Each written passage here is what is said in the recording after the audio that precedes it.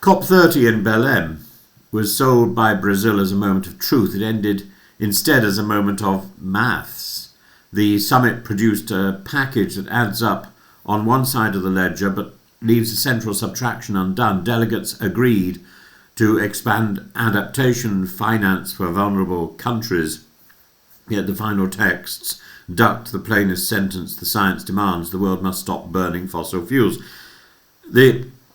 After negotiations ran into overtime, nearly 200 countries backed a compromise calling on richer states to at least triple adaptation funding, with the headline figure sitting around $120 billion a year, but only by 2035, a 5-year delay that many frontline states regard as morally grotesque and practically dangerous.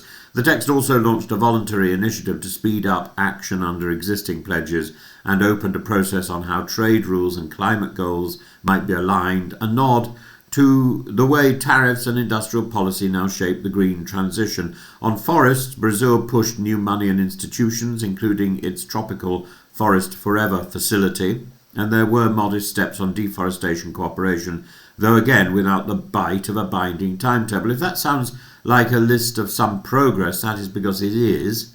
The trouble is that progress on the margins doesn't redeem evasion at the core, and the summit could not bring itself to restate in a forward-driving way the COP28 promise to transition away from fossil fuels.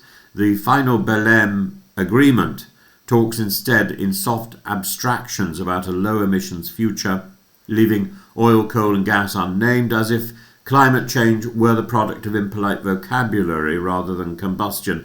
Why did that happen? Because the Coalition for a Fossil Fuel Roadmap, more than 80 countries, including the UK, the EU and Colombia, ran into a hard wall of producer states and fossil-dependent powers. Saudi Arabia, Russia and several others insisted that any reference to a phase-out was a red line. The Brazilian presidency, faced with the UNFCCC's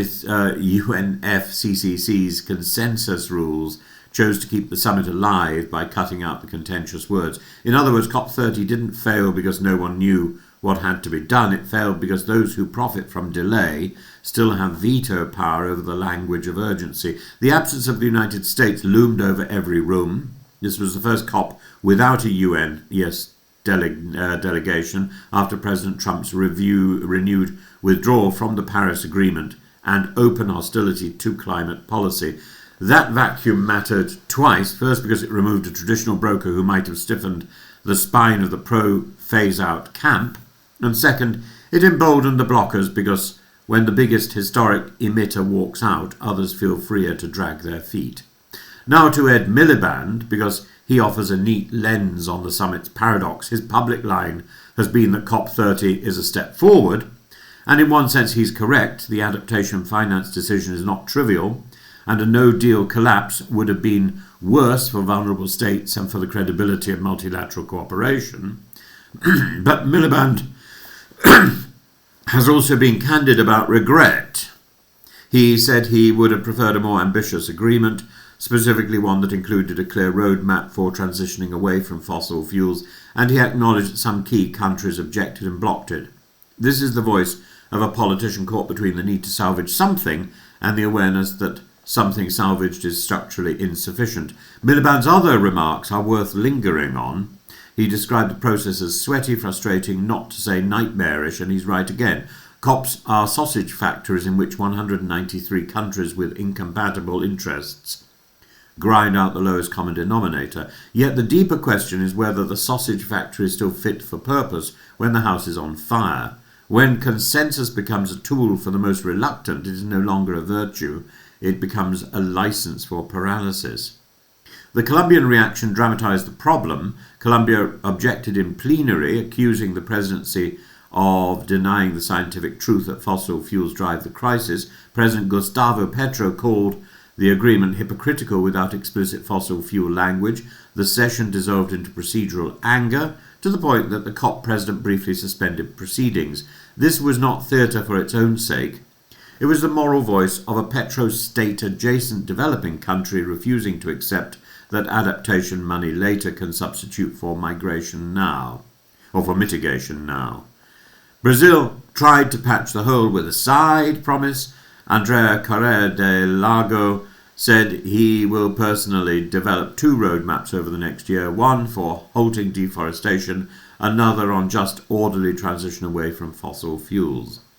It's a clever diplomatic move, keep the topic alive without forcing unanimity today, but it's also an admission of defeat. Roadmaps along outside the main text have no binding force, no universal ownership, no guarantee that the blockers will be any softer next year. The pledge is a lifeline thrown after the ship has already drifted. So how should we judge COP30? Not as a nullity, not as a breakthrough. Think of it as a summit of partial realism. Realism in recognizing that adaptation must be funded and that poorer nations require support to survive the extremes already locked into the system. Unrealism, or perhaps cowardice, in pretending that we can finance our way around the need to shut down the primary source of the problem.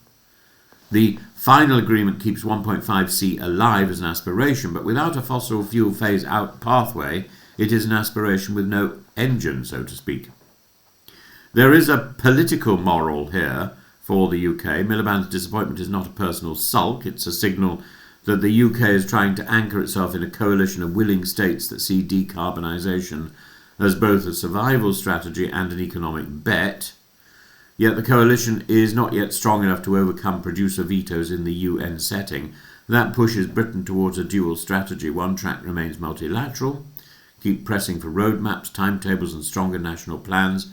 The other track is minilateral, build clubs of ambition, trade deals, technology partnerships and finance mechanisms among states that are prepared to move, regardless of who is not. Miliband hinted at this before COP30 when he urged creative routes to sustain momentum beyond the formal text. And COP30 showed that the world can still agree on helping the victims of climate change. It also showed that the world cannot yet agree on stopping the crime.